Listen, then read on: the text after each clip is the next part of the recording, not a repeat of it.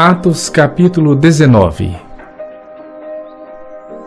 E naquele mesmo tempo houve um não pequeno alvoroço acerca do caminho. Porque um certo ourives da prata, por nome Demétrio, que fazia de prata nichos de Diana, dava não pouco lucro aos artífices, aos quais, havendo-os ajuntado com os oficiais de obras semelhantes, disse: Senhores, vós bem sabeis que deste ofício temos a nossa prosperidade, e bem vedes e ouvis que não só em Éfeso, mas até quase em toda a Ásia, este Paulo tem convencido e afastado uma grande multidão, dizendo que não são deuses os que se fazem com as mãos.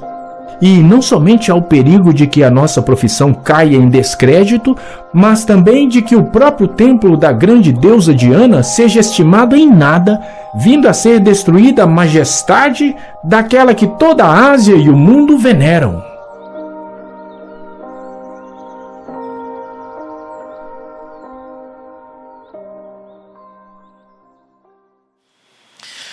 Quando você se depara com essa ideia do apóstolo Paulo pregando a respeito da idolatria, o verso 26 que os amados irmãos leram, diz que Demétrio disse que Paulo pregava que esses ídolos ou esses deuses feitos por mãos humanas são falsos. Parece um negócio inconcebível para o homem quando nós atentamos o que Isaías nos fala, o que Isaías nos conta. Isaías, ele também pregava dessa natureza. Isaías diz que um lenhador, ele saía para cortar uma árvore e com metade da lenha ele fazia um fogo para se alimentar. E com a outra metade, ele esculpia uma imagem e dizia: este é o meu Deus, e o adorava. O apóstolo Paulo, ele está aqui no apogeu do seu ministério em Éfeso. Ele já está lá há cerca de um ano. Quando o apóstolo chega naquela cidade, no verso 19, logo no início do verso 19, você vê a declaração que ele vai falar a respeito do Espírito Santo a homens crentes que ele encontra naquele lugar, e aqueles homens nunca tinham escutado a respeito do Espírito Santo. Ele ministra sobre aqueles homens, eles recebem um enchimento do Espírito Santo, eles começam a falar novas línguas, cheios do Espírito Santo. E o apóstolo Paulo todos os dias fica pregando na sinagoga, todos os dias. Ele ensina durante 3 meses. E quando chega no verso 21 exatamente, já se passaram um ano que o apóstolo Paulo está ali, e houve tamanho crescimento da igreja do Senhor Jesus Cristo. A igreja, ela transformou aquela cidade de uma forma tal, através da obra e do poder do Espírito Santo. Houve um impacto tão grande naquela cidade. Pessoas foram tremendamente abençoadas naquela cidade. Quando você lê do verso 1 ao 20, você vê que havia vários sinais feitos por mãos do apóstolo Paulo. Mas não só sinais dos quais ele orava e pessoas eram curadas e outras libertas. Pegaram o lenço de Paulo, colocavam sobre enfermos e eles eram curados. Colocavam os aventais de Paulo sobre pessoas e pessoas eram curadas e libertas. A cidade gerou um grande tumulto, um grande alvoroço. Tamanho era a manifestação de Deus na vida do apóstolo Paulo. Algo extraordinário, magnífico estava acontecendo ali. Mas o ano se passa, então no verso 21 e 22 diz que no seu próprio espírito, o apóstolo Paulo, ele decide ir embora daquela cidade. Ele deseja ir para Jerusalém e depois ir para Roma, que era um desejo do seu coração, pregar a palavra de Deus em Roma. Porém, todavia, você continua a ler o texto e vê que Paulo não viaja, ele permanece na cidade. O evangelho está crescendo naquele lugar, de tal forma que está incomodando agora um homem chamado Demétrio. Ele é um ourives. E ele, podemos dizer que é o primeiro sindicalista da história bíblica. Ele reúne os demais ourives, os artífices daquela cidade, com a intenção de falar a respeito de Paulo, da pregação, e a respeito de falar da sua profissão, de tamanho que ele está dizendo, pessoas têm se convertido, pessoas têm acreditado na pregação de Paulo, pessoas têm largado a idolatria, porque o evangelho é que confronta o ídolo, e pessoas têm sido libertas. E como vai ser da nossa profissão? Havia uma preocupação sobre a sua profissão, e essa preocupação foi tamanha que eles começaram a fazer um motim na cidade. E esse motim tomou uma proporção imensa, tomou, na verdade, a cidade inteira. Nesse motim, de repente, eles começam a gritar pela deusa Diana, durante 2 horas, gritando. Não é um debate teológico que eles estão vivendo, não é uma discussão acadêmica, eles estão celebrando uma deusa 2 horas, dizendo uma frase, em alto e bom som. Parece que o tumulto toma uma proporção gigantesca. Na minha mente vem uma ideia de uma procissão. A Bíblia não fala sobre isso. Uma procissão onde o povo ia reunindo, gritando, e pessoas iam se juntando cada vez mais a essa aglomeração que tomou uma proporção na cidade inteira. O apóstolo Paulo deseja ir até eles e explicar a respeito da sua pregação e da sua mensagem. Alguns amigos não permitem que o apóstolo Paulo faça isso.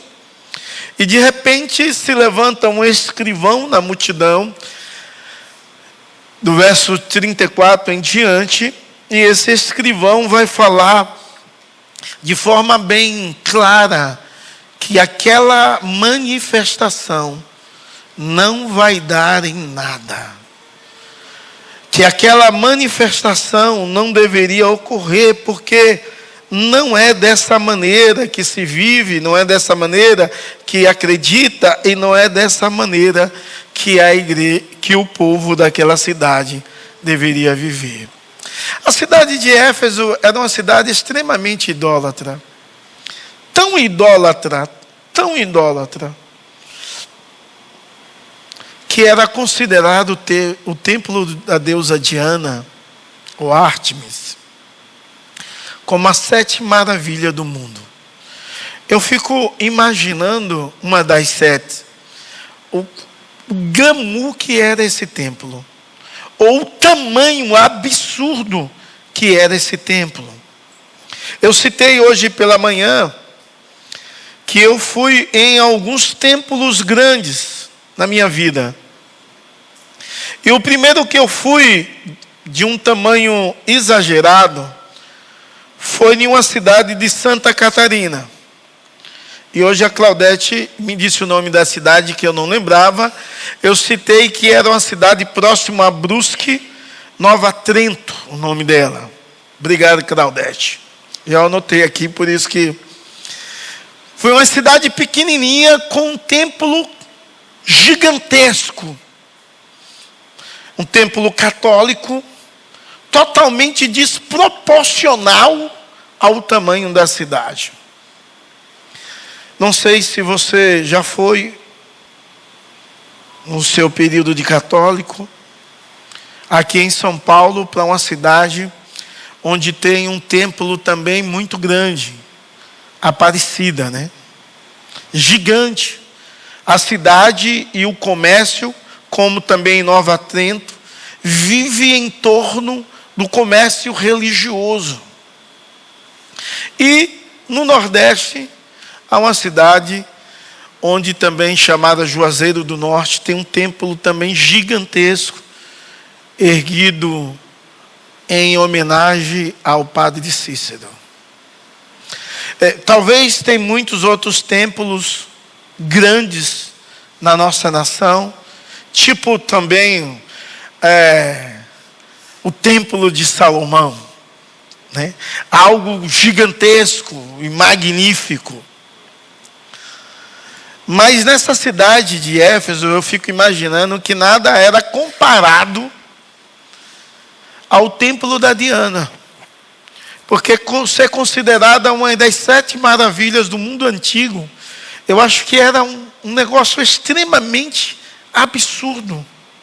E toda a cidade era envolvida comercialmente no turismo religioso. Toda a cidade era envolvida pelo turismo religioso. E o apóstolo Paulo chega lá pregando o evangelho que confronta os ídolos. Muitos creem. E quando eles creem de forma magnífica, eles abandonam os ídolos, eles se voltam para Deus em rendição ao senhorio de Deus Todo-Poderoso, o Deus do impossível. Mas porque a cidade vivia no comércio religioso, houve uma queda na venda de nichos, que a ideia é de pequenas imagens do templo, ou miniaturas de imagem da deusa Diana. Houve uma queda absurda, ao ponto de Demétrio se incomodar com isso e gerar um tumulto naquela cidade. Quando nós compreendemos que o evangelho é que confronta os ídolos, em primeiro lugar, nós precisamos ter convicção do propósito de Deus para as nossas vidas, na certeza que irá haver uma reação do mundo em relação a isso. Quer ver uma coisa? Se levante você aluno, em uma faculdade de filosofia ou em qualquer área, seja ela federal principalmente, e comece a pregar, eu não vou falar nem de religião, a respeito de masculinidade, para você ver o que acontece com você. Eu não estou falando nem de Jesus, estou falando de masculinidade. Faça isso, para você ver o quanto você vai ser perseguido, excluído, taxado. Então, se o evangelho confronta o ídolo, eu como um portador do evangelho, e você como um portador do evangelho, você precisa ter convicção do propósito de Deus para a sua vida. O apóstolo Paulo, ele entendia isso. O apóstolo Paulo, ele compreendia isso.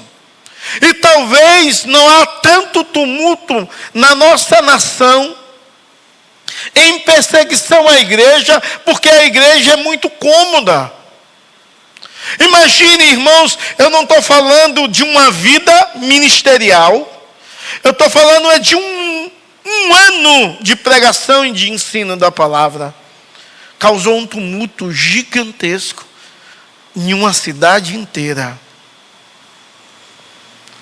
Porque a igreja dos nossos dias não causa esse tumulto mais. Você já parou para pensar? Nós temos grandes pregadores em todas as denominações. Alguns você pode gostar ou não, mas são grandes pregadores e influenciadores. Temos muitos pastores em todas as denominações do Brasil. Por que isso não acontece? Talvez você está pensando e Diz assim, mas aí houve um avivamento em Éfeso. Sim, com certeza, houve um avivamento. Aonde há um avivamento, há muita manifestação de cura, de transformação. Você tem uma ideia, em Éfeso, as pessoas queimavam em praça pública os livros de magia negra. Só você ler do verso 1 ao verso 20, você se depara com isso. Milhares de pessoas são curadas, libertas. E por que não acontece isso no nosso dia? Por que não acontece isso na nossa cidade?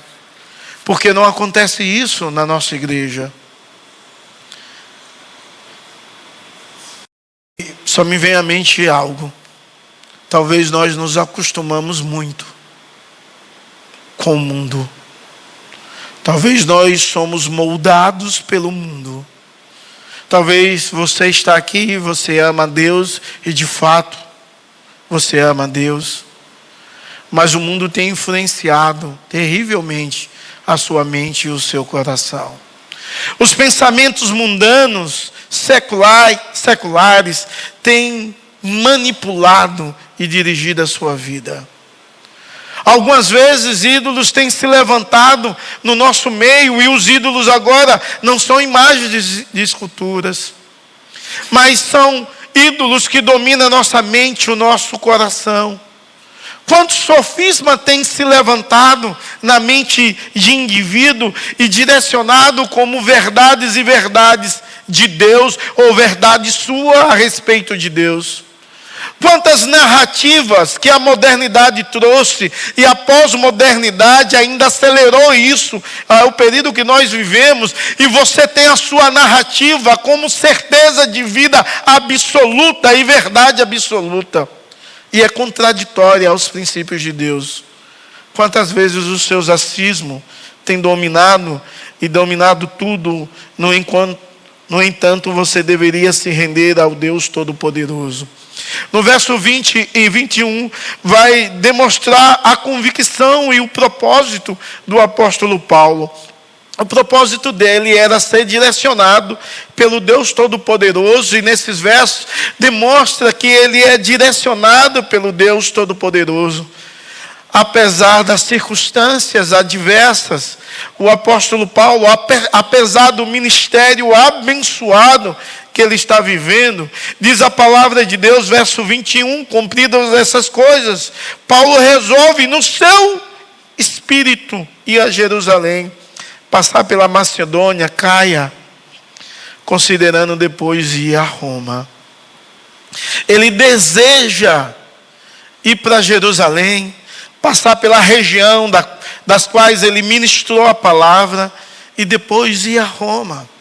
No apogeu do seu ministério naquela cidade, onde havia conversões em massas, transformações extraordinárias, o mover do Espírito Santo de forma incomum, ele deseja sair daquela cidade. E ele não sai, porque ele é direcionado pelo Espírito de Deus. Sabe, irmãos, eu fico imaginando quantas vezes a igreja do Senhor Jesus troca Deus por qualquer coisa. Troca a verdade de Deus por qualquer prato de feijão. Contextualizando. O apóstolo Paulo aqui, mesmo vivendo um momento maravilhoso, ele deseja no seu espírito ir para uma outra região, e Deus não permite que ele vá. Ele permanece em Éfeso. No verso 22 você vai ver que vão outros no lugar dele, mas ele não vai Timóteo e Erasmo, mas ele permanece ali. Mesmo querendo ir, ele entende que o Espírito Santo o direciona a ficar. Na verdade, o apóstolo Paulo, quando ele vai para aquela região, não há desejo no coração dele ir para aquela região. Ele vai também por direção do Espírito Santo. E a primeira cidade que ele encontra daquela região é Filipe. Depois ele prega o evangelho até que ele chega em Éfeso. E ele está ali por vontade e direção de Deus, e agora deseja sair, e Deus não permite. Eu fico parando e pensando quantas vezes nós, como homens e mulheres de Deus, não temos senso do propósito de Deus para a nossa vida e fazemos escolhas não direcionadas pelo Espírito, mas escolhas humanas que venham agradar a nós mesmos. Desde de escolhas complexas e escolhas simples. Tipo, uma escolha de um casamento, por exemplo. Escolha uma pessoa ímpia, por exemplo, que vai acontecer com você, menina, moça, serva de Deus, que escolhe casar com um ímpio. Se não for direção de Deus, e algumas raras vezes Deus direciona a casar com o ímpio, mas a regra não é isso. A regra bíblica é que o povo de Deus deve se relacionar com o povo de Deus. E você pode ouvir testemunhos de várias mulheres que casaram e como elas estão vivendo em sofrimento. Ou você jovem que deseja também namorar com a menina e depois casar, que não é crente, é maldição para a sua vida. Eu ouvi de um cara, e isso é triste, que ele ia orar de joelhos na cama, no chão, mas encostado na cama, e a mulher ímpia, sabe o que é que fazia com ele? Literalmente chutava na bunda dele. Maldição. E você talvez fica, como é que pode um negócio desse, um desrespeito desse? A luz não se mistura com as trevas. Não é difícil um desrespeito desse. As nossas decisões diárias, os nossos negócios, na nossa vida comum, você é direcionado pelo Espírito Santo. Você entende que apesar das circunstâncias boas, ou de todos os sinais indicarem ser algo bom, você tem consultado a Deus. Você tem parado para ouvir a respeito do Deus Todo-Poderoso, o Deus do impossível, o Deus que é Senhor da sua vida e da sua história. Desejar coisas segundo o seu próprio desejo, não há pecado sobre isso. O texto diz que Paulo, em seu próprio espírito, desejou ir a Jerusalém e depois a Roma. Mas Deus não estava nesse projeto. E alguém direcionado por Deus tem sensibilidade de ouvir Deus, tem sensibilidade de viver para a glória de Deus, tem sensibilidade de glorificar a Deus nas suas decisões e nos seus atos. E ele fica ali naquela cidade, ele continua a pregar, ele continua a ensinar. Mas com certeza, quando o evangelho entra, traz reações a quem ouve. E a primeira reação, ou o primeiro confronto, é a questão do confronto com interesses financeiros. Demétrio, ele não está preocupado com a sua religiosidade pagã. A deusa Diana, na verdade, ele nem sabe se é pagã. A preocupação dele é extremamente financeira. Ou seja, em uma cidade idólatra, se ergue um Deus no coração de Demétrio, muito maior do que a deusa Diana. E o Deus que se ergue no coração de Demétrio é um Deus que mexe com as finanças. É o que o Senhor Jesus Cristo falou a respeito de Mamon.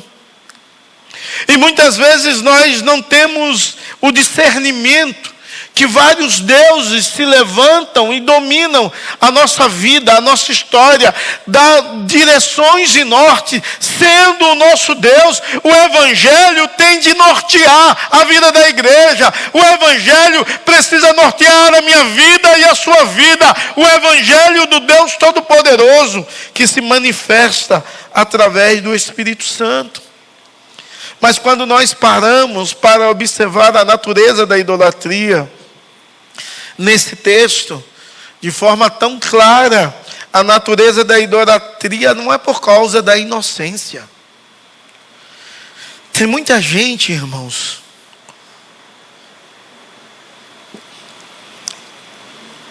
que é idólatra por causa da inocência.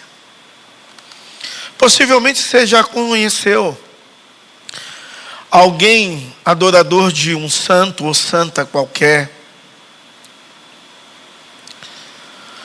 Alguém que foi criado na religiosidade católica. Achar aquilo muito normal e não achar idolatria por conta da inocência. Entende? Alguém ir para uma romaria carregando uma pedra. Alguém vestir uma criança em uma procissão vestida de anjinho. No passado, isso era muito mais forte, mas em algumas cidades ainda é muito forte nos nossos dias. A idolatria, por exemplo, na minha cidade natal, chamada Estância. A idolatria lá é velada como uma festa junina. Lá não tem um templo na minha cidade de 60 mil habitantes, mas tem um forródromo para 25 mil pessoas. É um local para dançar forró, que começa do dia 31 de maio até o dia 7 de julho. Mais de 30 dias de forró, todos os dias. E pasme, eu sou um pouco rechuchudinho, né? Vou vencer isso aí com fé em Deus, em nome de Jesus. Chega a gaguejei aí na hora de dizer vou vencer, porque é uma luta constante. Quem é gordo, só Deus sabe a luta que é constante. Fala com o Henrique ali dizendo, é mesmo, né? É verdade. Vocês dois também são rechuchudinhos.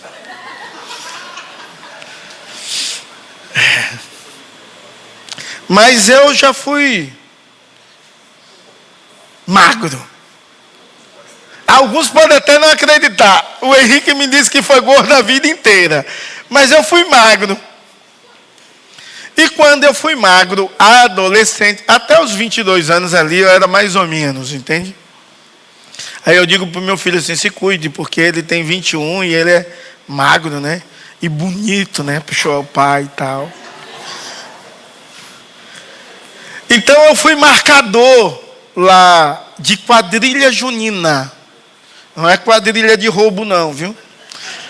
Quadrilha junina é uma dança. E lá nós não gritávamos viva a deusa Diana, mas o marcador era aquela pessoa que dá os toques. Cada grito é um toque. Vem a chuva para mudar a posição, e aí vai. Mas um grito mais comum era viva São João. Viva São João. Sabe o que era aquilo? É um tributo de adoração a um ídolo. Há muitas idolatrias enrustidas. Nos nossos dias, muito mais ainda. Há muitos templos gigantescos erguidos no coração. Ou até mesmo há templos erguidos na mente, que o apóstolo Paulo fala sobre sofismas, pensamentos seculares que dominam. Mas a igreja dos nossos dias, ela não pode dizer que ela é inocente ou ignorante em relação a algumas coisas. O que demonstra é que há de fato uma rebelião no coração do homem. Que há uma rebelião contra o Deus Todo-Poderoso, o Deus Soberano e o Deus Fiel. No livro de Atos houve 3, até o capítulo 19, 3 perseguições grandes. A primeira se dá no capítulo 4, onde a igreja, pelo sinédrio, é forçada a calar-se, ou não falar mais do nome de Jesus. E os apóstolos, eles retrucam aquilo, dizendo, não podemos deixar de falar a respeito desse Jesus, porque em nenhum outro nome há salvação, em nenhum outro nome, de fato, há uma vida e vida com Deus. E essa estratégia do diabo ali na igreja de Atos, ela muda. Quando você chega no capítulo 5, a estratégia agora não é uma estratégia das autoridades quererem calar a igreja. A estratégia é uma estratégia da igreja moralmente se corromper. E isso é um negócio muito sério. E isso é um negócio absurdo, porque você vê a história de Ananias e Safira. A hipocrisia instaurada dentro da igreja, e pela bondade de Deus, o Espírito Santo suprime aquela ação maligna que se levanta para destruir o povo de Deus. E talvez uma das perseguições maiores que a igreja vive são perseguições morais internas, que vem tentando suprimir a verdade de Deus na nossa vida, na nossa mente e no nosso coração. E a outra grande luta está aí em Éfesos capítulo 19. Mas quando o evangelho entra, o evangelho confronta o ídolo. E quando o evangelho confronta o ídolo, certamente a confusão na multidão, por conta da insuficiência humana. Há uma irracionalidade muito grande no furor. Demétrio, ele é um artífice, e ele está furioso, e ele contamina a cidade inteira com a sua fúria. Ele contamina a cidade inteira, do verso 28 ao 33, com a sua fúria a respeito da pregação de Paulo. Mas não só isso. Quando você continua, você vê que o apóstolo Paulo vê essa manifestação furiosa, e ele deseja ir até o povo e falar com o povo, e alguns irmãos são usados por Deus para que o apóstolo Paulo não se apresente ao povo. Então eles decidem, não, Paulo não vai não, mas vamos mandar Alexandre. E quando o Alexandre vai falar com o povo, eles descobrem aquela multidão em Éfeso que Alexandre é judeu, apesar do nome grego. E quando descobre que ele é judeu, a multidão se enfurece mais ainda, e a multidão começa a gritar mais alto ainda sobre a deusa Diana, porque se ele é judeu, ele é monoteísta, ele adora só um Deus, e aquela cidade é uma cidade idólatra. É uma cidade que adora os vários deuses, e especialmente a Diana, e ali tem um homem que quer argumentar que não é do povo deles. Então eles gritam cada vez mais, a confusão continua cada vez mais. Mas em meio a tudo isso, como qualquer texto bíblico, sempre mostra a graça de Deus e a ação de Deus em qualquer situação da vida. E nesse texto nós podemos ver a provisão divina e a graça comum, agindo de uma forma incomum, agindo de uma forma que nós não estamos acostumados a ver. A graça comum é uma ação do Espírito Santo que refreia o mal. E você pode ver isso de forma clara no versos 34 ao 41, que Deus governa através das autoridades pagãs. E isso talvez é difícil para nós entendermos. Porque talvez algumas vezes nós paramos e pensamos e perguntamos por que Deus permite que autoridades no nosso país, contextualizando a ideia, são tão corrompidas. Porque Deus permite. Mas a autoridade pagã é colocada por Deus. E a autoridade pagã, ela está debaixo do desígnio de Deus, ou para corrigir o povo.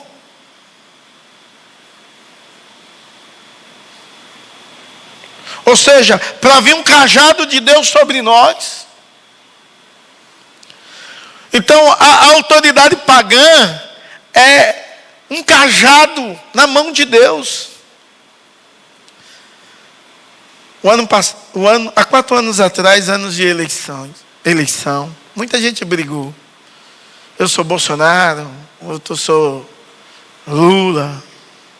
Famílias brigaram. Pessoas discutiam na internet. Pessoas gritavam. Tinha gente que passava na rua e dizia assim: Bolsonaro. Muita gente. Muito tumulto.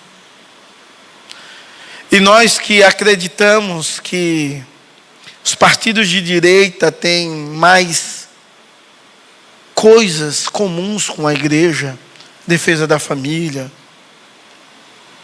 por exemplo, devemos entender que Deus governa também pelos governo pagão. Eu não estou dizendo aqui, dizendo assim, volte em um governo pagão. Não vá para casa pensando assim. Mas vá pensando o seguinte, que Deus governa com governo pagão. Porque Deus é soberano sobre tudo. Ele dirige a nossa história. Ele dirige a nossa vida. O nosso estandarte é Cristo. A nossa bandeira é Cristo. Nós devemos votar em alguém, devemos ter partido, mas devemos entender que Deus está no controle de tudo. E há 4 anos atrás eu vi gente chorando, gente crente, porque Lula ganhou. Lula ganhou porque estava nos desígnios de Deus. A mãe ganhou com fraude, mesmo assim estava nos desígnios de Deus. E aí, nós como homens e mulheres de Deus, devemos entender que Deus age na sua santa providência e Ele age com sua graça comum sobre tudo, em todo tempo, em todo momento, em toda a história, em toda a sua liderança, porque toda a autoridade é dada por Ele. Nessa cidade há uma manifestação disso. Deus levanta um escrivão da cidade, um homem que não era crente, nem conhecia Deus, para apaziguar essa multidão enfurecida, porque era uma multidão tão grande que a Bíblia diz que tinha gente ali que nem sabia por que estava, mas gritava pela deusa Diana. Porque movimento traz movimento, multidão atrai multidão. Tem um filme chamado Contador de Histórias, que o cara corre. E um repórter pergunta, e uma multidão está correndo atrás dele. E um repórter chega até ele e pergunta assim, por que você está correndo? Ele, que está mobilizando uma multidão, ele diz, eu não sei por que eu estou correndo. Naquele povo tinha gente assim, que estava ali gritando pela deusa Diana, e não sabia nem o porquê estava ali. Só porque queria estar no meio da multidão. Então Deus usa um escrivão daquela cidade para dissolver aquela assembleia, dissolver aquele tumulto. Deus, Ele usa a quem Ele quer. Nós precisamos entender isso. Quando você lê o Antigo Testamento, você vê que o reino persa, Ciro, um homem pagão, ele é usado como instrumento de Deus, porque Deus usa a quem Ele quer. Nós precisamos compreender que Deus é soberano sobre tudo e sobre todos. Mas, acima de tudo, entender que o nosso Deus é um Deus da ordem. E Deus não se agrada com tumulto, com baderna. Uma vez eu fui repreender um irmão que tirou uma foto em uma manifestação. E a igreja pode fazer sim manifestações. A igreja pode cobrar mudanças. A igreja pode ir em uma manifestação. Mas eu fui reclamar com o cara porque na manifestação ele mostrou aquele dedinho do meio e tirou foto. e postou. E quando eu fui reclamar com ele, não por causa da manifestação, porque se é um cidadão precisa se manifestar, e a igreja foi chamada de protestante, porque se protestava, e hoje não protesta mais contra a corrupção, né? E o irmão disse: pastor, eu não estava no culto não. E eu disse a ele: você não tem nem entendimento do que é o culto. Aqui é uma reunião de crentes, mas o culto em nós é todo momento. Nós cultuamos a Deus em todos os lugares, fazendo qualquer coisa. Nós devemos adorar e ser luz e ser sal em qualquer lugar. Mas devemos, acima de tudo, acreditar que o poder de Deus é sobre todos e sobre tudo, inclusive sobre todos os governantes. Deus, ele coloca a ordem. O discurso desse escrivão, que trouxe ordem, sanidade, essa multidão enfurecida, o discurso era assim: existe legalidade para se resolver essas coisas. Não precisa ir para o tumulto. Vão e apresente uma queixa no tribunal. Ou seja, aquela palavra de sabedoria vinda da parte de Deus, que havia tribunais para resolver queixas legais, fez com que a multidão fosse dispersa. E quando nós podemos entender isso, podemos ver a vitória silenciosa do Evangelho. Porque esse escrivão, diz a palavra de Deus, que ele entendia que aquele movimento não havia necessidade, porque a deusa e o templo da deusa Diana era algo tão grandioso que não iria acabar. Você já ouviu falar que alguém nos nossos dias foi visitar em Éfeso o templo da deusa Diana? Quem já viu? Levante uma das suas mãos. Ninguém nunca viu. Sabe por quê? Porque não existe mais templo há muitos anos. E o Evangelho continua aí. O Evangelho confronta o ídolo e o derruba. O Evangelho confronta o ídolo e o expõe. A vitória silenciosa do Evangelho acontece sempre. Porque Deus é o Deus de poder, é um Deus que tem avançado, e apesar das nossas falhas e deficiência, Deus é um Deus que governa tudo. Diante de tamanhas verdades, nós devemos entender e aplicar às nossas vidas algumas verdades. Em Éfeso, os homens gritavam por uma deusa que precisava ser protegida. Precisamos entender que na cruz, Deus entregou nas mãos dos homens que ele veio salvar. Em Éfeso, uma multidão é movida por lucro e por medo. No Calvário, Cristo é movido por amor e obediência. Em Éfeso, os ídolos exigem sacrifício. Na cruz, Cristo se torna um sacrifício definitivo. Todo ídolo exige sacrifício. Mas Cristo, Ele é o próprio sacrifício. Todos os ídolos prometem segurança, identidade e valor. E todos eles exigem sacrifício. Cristo, Ele não promete.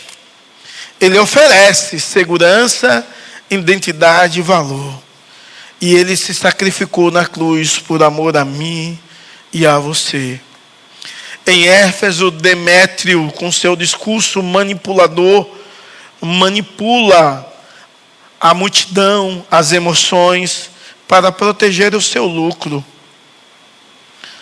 Quando nós entendemos que na cruz, Cristo faz o oposto. Ele não protege a sua glória, Ele se entrega. Ele não preserva a sua vida, Ele se oferece. ele não exige, ele se doa. Por isso que na cruz nós experimentamos muito mais do que o perdão. Na cruz nós somos libertos dos nossos ídolos. Na cruz deve haver na minha mente e na sua mente um entendimento que você não precisa de aprovação, porque você já foi aceito por Cristo.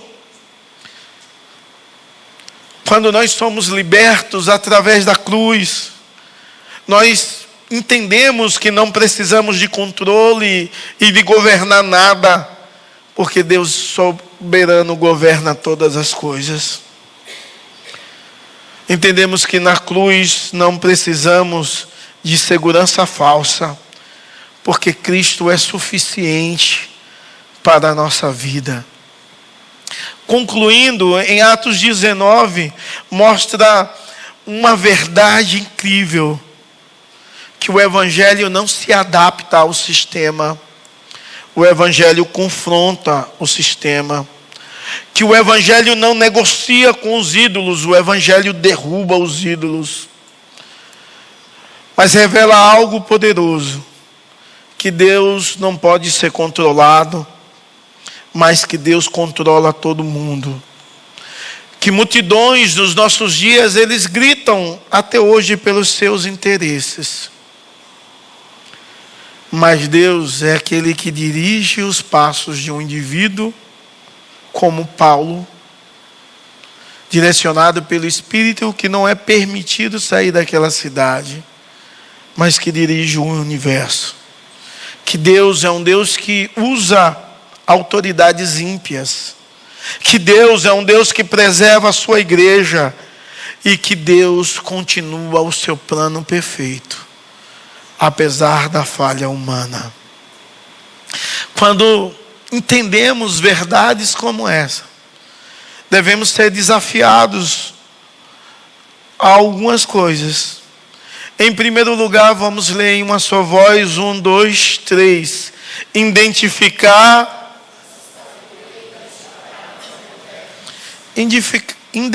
os ídolos que têm tentado nos seduzir, têm tentado nos controlar.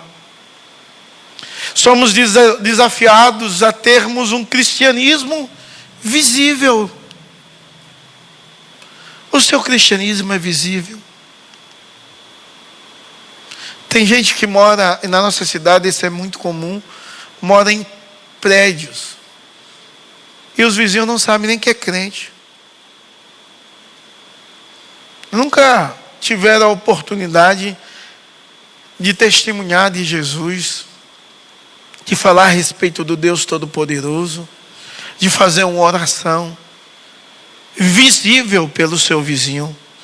Não estou dizendo que você não ora em casa, mas orar pelos seus vizinhos, falar do amor de Deus, da bondade de Deus, evangelizá-los.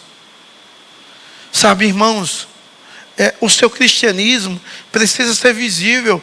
E quando nós nos posicionamos a respeito do Evangelho, Cristo é glorificado, mesmo que isso gere tumulto na vida de alguns. E um terceiro desafio é uma submissão à soberania do Deus Todo-Poderoso. Uma submissão ao Deus do impossível, à vontade de Deus. Pare de ouvir a sua própria voz. Pare de ouvir a multidão. Pare, em nome de Jesus, de ouvir os seus achismos. Pare de ouvir a cultura. E ouça a voz de Deus. Seja direcionado pelo Espírito de Deus. Em nome de Jesus. E os ídolos que se levantam caem diante da majestade do Evangelho de Deus, que deseja que se viva esse Evangelho aqui, ali e acolá, em nome de Jesus. Amém.